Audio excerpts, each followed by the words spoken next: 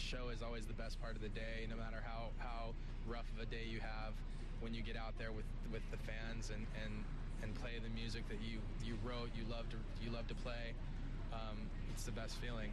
From the first record onto this one, how has the group dynamic evolved? Do you have like more specific roles now, or does it change all the time? Are you in a very different place now?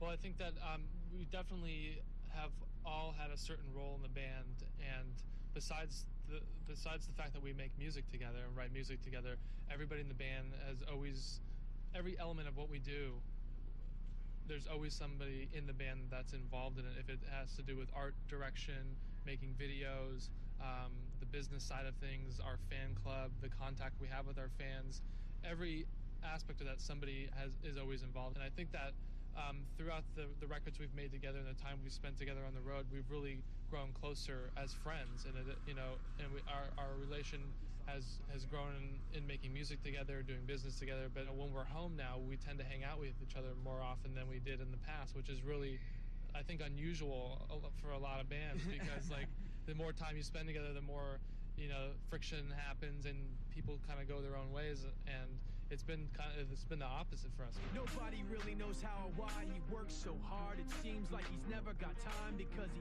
writes every note and he writes every line, and I've seen him at work when that light goes on in his mind. It's like the fact that a lot of you guys have like different side projects outside of Linkin Park, you with Fort Minor, what does that bring when you come back as a group, as a unit?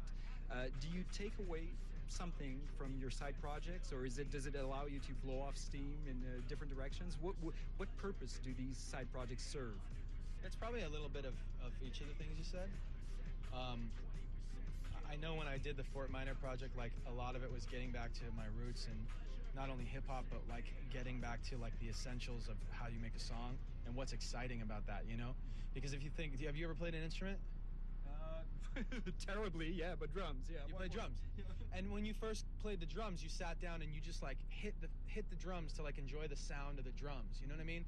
Like when you first get a guitar, you don't know what you're playing, you don't know how to play it, but you just kind of like turn up the distortion and you like play notes and just enjoy how it sounds, because you don't have any preconceived idea about how to use that instrument, like what's proper. And so I tried to get back in touch with that on Fort Minor. And I also tried to bring that with me into the Linkin Park album, because it can make an album just so much fun to do when you're just enjoying the sound you're making. It's not like there are rules about how to make a song. It's like, no, I'm just making stuff that sounds cool and that I think is moving. I think it keeps the creative juices flowing, and it allows you to kind of go out and try things that that you just want to do on your own. Like there is like something to be said about, the democracy of Linkin Park and like how it works. But like, it's important for me to like be able to go out and like do something on my own and feel good about it, and not necessarily get Rob's approval, and taking that out, and doing it with different people and learning what they like and how they work, and it's all a learning process. What's this shit? Nasal spray. Miserable bitch. What? Nasal spray. It's got epinephrine in it. It'll get you tweaked, man.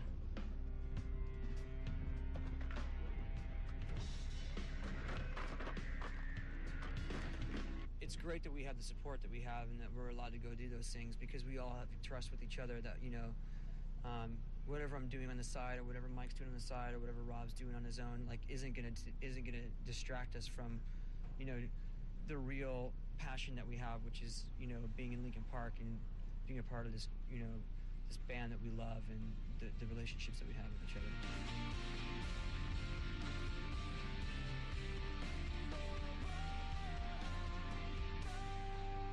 Après la pause, la suite de notre entrevue avec Linkin Park. One Step Closer, we finished every show with One Step Closer. And I was like, ugh. And I hated that song anyways. I didn't even want that song on the record.